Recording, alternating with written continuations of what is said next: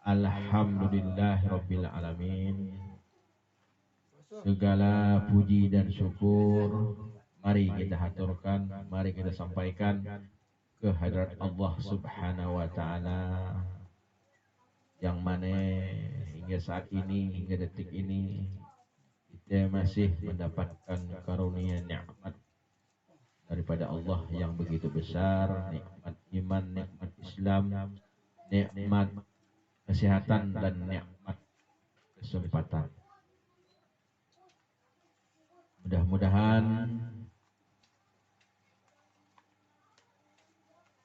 majelis zikir, selawat, doa dan taklim malam hari ini senantiasa mendapatkan rahmat, ampunan dan ridha Allah Subhanahu wa taala. Untuk itu mari kita syukuri kalimat alhamdulillahirabbil alamin. Selawat dan salam pun tak luput untuk kita haturkan ke hadirat Nabi besar, Nabi Sayyidul Wujud, Nabi Muhammad sallallahu alaihi wasallam serta seluruh sahabatnya, seluruh keluarganya, seluruh zuriatnya dan seluruh pengikutnya ila yaumil qiyamah. Dan mudah-mudahan yang ada di sini semarataan Allah di yaumil akhir nanti akan Allah berikan syafaat kubro daripada Rasulullah SAW dengan ucapan Allahumma bihaqqi Sayyidina Muhammad wa ala ali Sayyidina. Para muhibin wal hadirin wal hadirat yang dirahmati oleh Allah Subhanahu wa taala. Untuk di sesi yang pertama masih kita bicara tentang yaitu nafsu, tentang geritik hati. Karena ini sangat mendasar sekali ya. Karena untuk tampaknya kita menjadi orang yang dicintai oleh Allah, yaitu bagaimana kita memanajemen tentang hati kita, yaitu tentang bagaimana kritik baik dan kritik buruk yang perlu untuk kita ketahui betul-betul sehingga kita mendapatkan di sisi Allah itu predikat sebagai hamba Allah yang dicintainya. Itu harapan kita. A'udzubillahi minasyaitonirrajim. Bismillahirrahmanirrahim. Afara'aita minat takhaza ilahahu hawahu wa adallahu Allahu ala ilmin wa khatama ala sam'ihi wa qalbihi wa ja'ala basarihi wisawatan faman yahdihi min ba'dillahi afala tazakkarun. Al-Quran ya. Jadi yang artinya begini. Kata Allah Subhanahu wa taala, maka pernahkah kamu melihat orang yang menjadikan hawa nafsunya sebagai Tuhannya dan Allah membiarkannya sesat dengan sepengetahuan Allah Subhanahu wa taala? Dan Allah telah mengunci pendengarannya dan hatinya serta meletakkan tutup atas penglihatannya. Maka siapakah yang akan mampu untuk memberikannya petunjuk setelah Allah membiarkannya sesat? Mengapa kamu tidak mengambil pelajaran? Nah, ini Allah bertantangan nih. Tentang kalau bicara nafsu inilah ya, setinggi-tingginya nafsu, martabat nafsu yang paling tinggi inilah dia pasti ingin mengaku dirinya sebagai Tuhan, karena dasarnya ya, ada bagian Yang menggerakkan nafsu itu ruh kan dari sisi Tuhan. Nah, sehingga dia merasa tadi ada bagian dari Tuhan, jadi dia ngaku sebagai Tuhan. Nah, ini yang kita wanti-wanti di sini. Ya. Di tantangan Allah di sini. Mengapa kamu tidak mengambil pelajaran? Nah, jadi untuk di level nafsu yang paling bawah, paling dasar, yaitu tentang nafsu amarah. Nah, ini ya. Jadi kita tahu yang namanya nafsu amarah ini yang kemarin ini intinya adalah tentang sifatnya ingin buruk, ingin jauh daripada Tuhannya. Termasuk aku Tuhan ini salah satu menjauh karena sifat yang paling dibenci oleh Allah Subhanahu wa taala. Nah, ya. Jadi tahap yang paling modal utama, maka perlulah kita harus belajar. Maka di sini kan ada tantangan Allah.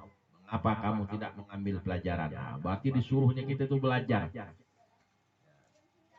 Makanya kita ini dalam hadis itu menurut ulama ada yang diistilahkan nuntutlah ilmu itu dari mulai ayunan hingga ke liang lahat.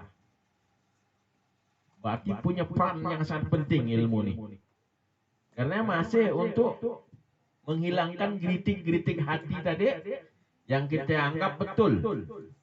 Nah, padahal menurut Allah itu tidak betul. Ini masih di tahap yang paling dasar, yaitu di nafsu amarah ini. Kalau kita tidak belajar, tidak tahu, tidak punya ilmu, macam mana kita nak mengetahui geritik hati kita?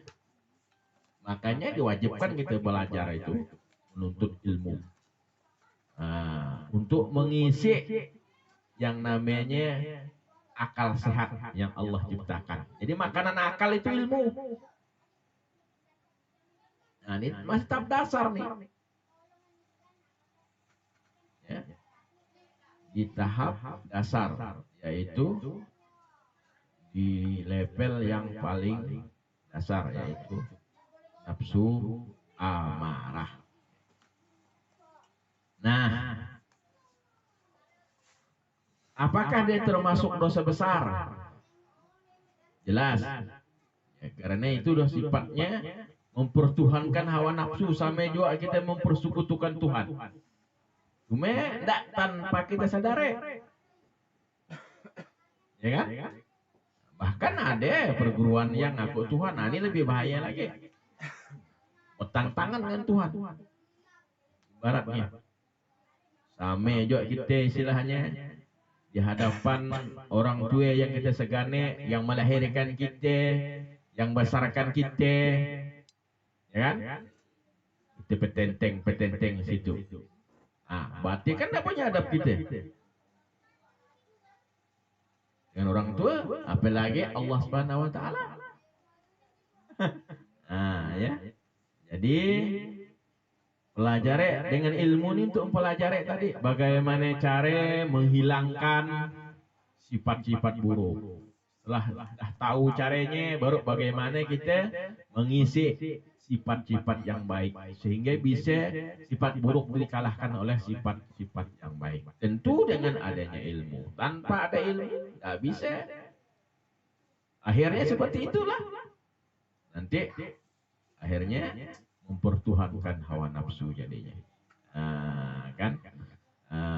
Jadi untuk itu, untuk masuk ke level yang namanya nafsu lawamah, ya, karena bercampur isinya, hatinya itu baik dan buruk, maka harus kita isi dengan amalan kita kemarin, yaitu tentang harus banyak-banyak zikir. Nah, untuk masuk ke level yang malhamah, ini terus terang kita bahas ini tentang 4 sifat inilah dulu. Sifat nafsu nih, karena ini berat ya. Kalau udah yang kelima, keenam, ketujuh itu nafsu yang ada pada wali-wali Allah. Kita belum mampu ke situ masalahnya. Jadi kita ulanglah ini dulu. Kalau udah mantap nanti bro kita insya Allah naik pelajaran kita. Ya.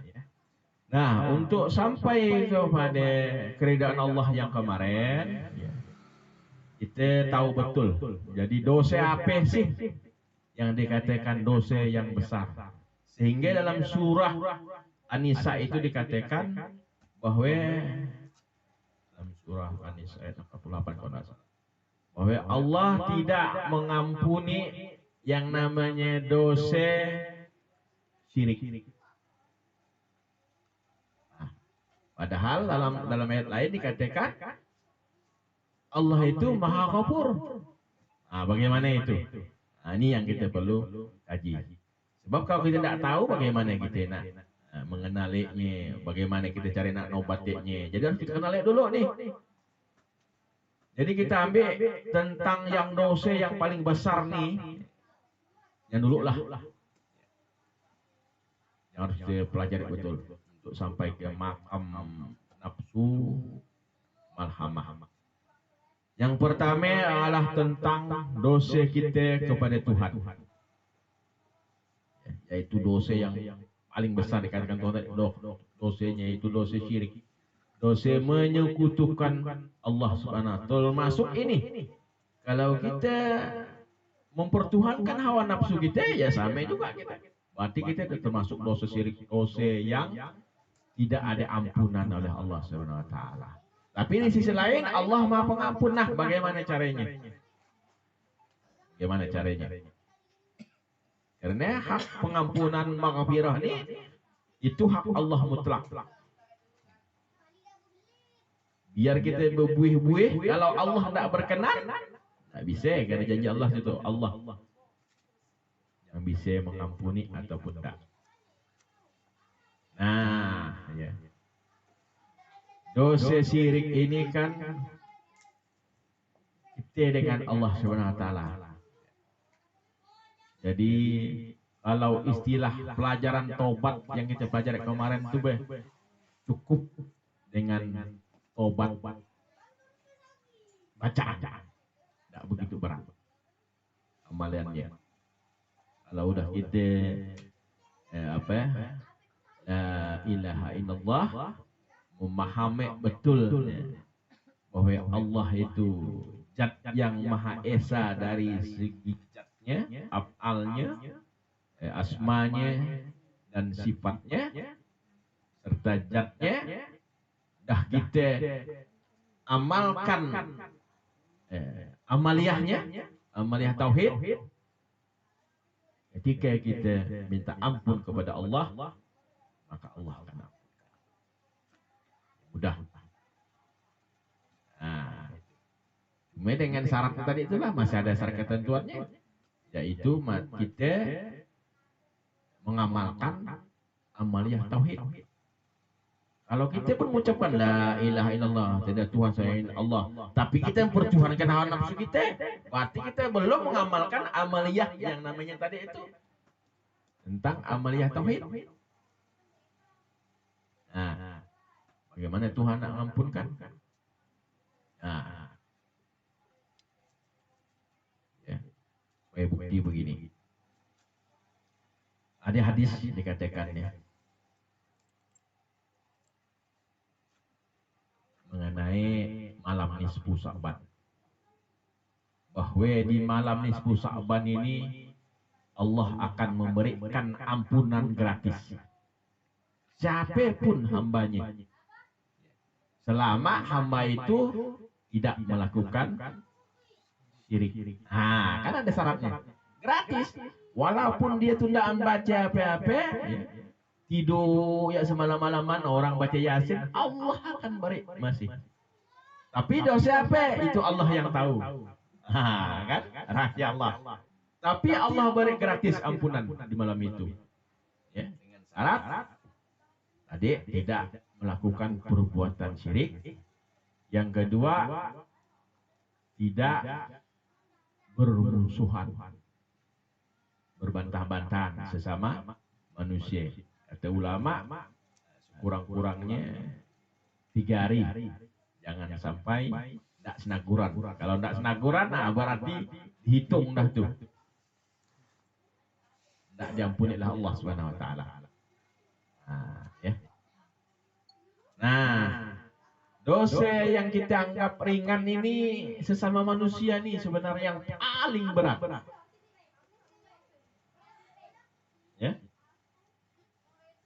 Kalau bahasa kitab itu dosa kabair namanya, dosa yang paling besar. Kalau membunuh itu udah nampak jelas. Bunuh orang tua kan ada 10 dosa besar itu. Nah, tapi yang jarang orang kupas nih ya, nampaknya ringan tapi dosanya paling besar. Sehingga saking besarnya ya, untuk menghapus dosa itu punya syarat ketentuan yang dikatakan dengan tobat nasuha. Kalau tobat bacaan itu syarat cuma 3. Tapi kalau syarat tobat nasuha harus 4. Saking beratnya. Yaitu itu berhubungan dengan dosa sama manusia. Nah, ini bukti bahwa Allah Maha Rahman Maha Rahim ini. Kalau dengan manusia, apa yang kita anggap ringan? Dalam kitab itu Imam Al-Ghazali jelaskan yaitu tentang kita tanpa kita sadari yaitu menggunjing dan mengubah saudara kita. Nah, itu dia. Itu memerlukan tobat nasuha baru Allah mengampuni dosa kita. Jadi jangan anggap anak itu jangan dianggap remeh. Makanya pelajaran kita kemarin itu ya wajib kita menutup aib diri kita sendiri maupun aib saudara kita. Nah, untuk menjaga kualitas itulah supaya kita itu jangan sampai termasuk memelihara dosa-dosa yang besar tadi itu. Jangan dikira dianggapnya ringan itu. Kalau menurut bahasa kitab itu baru diampunkan oleh Allah dosanya, ketika kita itu baru melaksanakan tobat nasuha. Kalau dengan hanya Allah tadi cukup la ilaha illallah Muhammad Rasulullah, ya kan? Nah, 3 syaratnya aja. Ya kan? Tapi kalau makhluk Allah ini berat. Nah, ya. Supaya kita mendapatkan ampunan Allah Subhanahu wa taala bisa masuk di level yang namanya nafsu marhamah yang bisa hati sudah meningkat kepada kehambaan yang tinggi di sisi Allah. Nah, jadi kita perlu untuk bertobat dengan obat bacaan dan obat nasuha. Nah, ini kritik hati ini harus dipelihara. Ketika hati kita ingin rasanya menggunjingkan seseorang itu hamba-hamba Allah ini menghibah,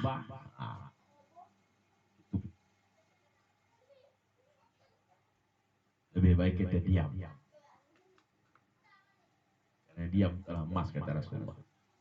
Nah, kalau syarat dan ketentuannya kemarin dah kita pelajari tentang taubat. Ini hanya kita beri pandangan supaya ya, jangan dikira dosa sesama manusia itu cukup dengan astagfirullah, belum cukup. Karena harus yang kita zolimi itu harus minta maaf dulu kita sesama itu. Nah, kalau udah selesai urusannya, barulah Allah memberikan ampunan. Tapi kalau dengan Allah, meskipun ayat tadi mengatakan bahwa Allah tidak akan mengampuni yang namanya dosa syirik. Tapi ketika kita bertauhid kepada Allah SWT, mengamalkan amalan tauhid, maka Allah dengan kasih sayang akan memberikan ampunan.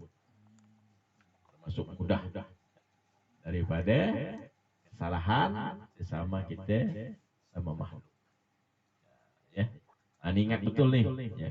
Itulah gunanya ilmu. Ya. Jadi simpulannya malam ini, pelajaran yang kemarin nih masih ada hubungannya dengan sekarang. Nah, nanti tinggal diingat-ingat kembali pelajaran kita kemarin tentang taubat.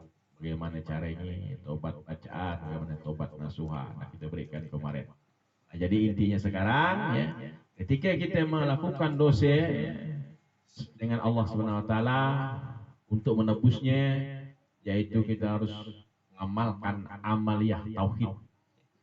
Jangan mempertuhankan hawa nafsu. Nah, ini intinya paling besar. Ya. Nah, harus kita mengamalkan amaliyah tauhid.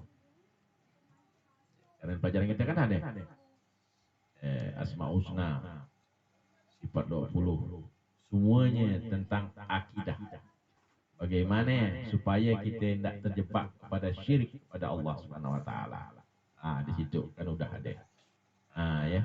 Jadi yang kedua, jangan sampai dalam kehidupan kita ini kita isi hati kita, lidah kita hanya untuk memperbincangkan hal-hal yang tidak perlu, termasuk memperguncingkan saudara kita, menggibahkan saudara kita yang tidak jelas. Nah, itu. Nah, kalau kita betul-betul menjadi hamba Allah yang ingin diridai Allah Subhanahu wa taala, nah, mulai sekarang kita berhentilah, berusahalah, isilah dengan hal yang baik-baik.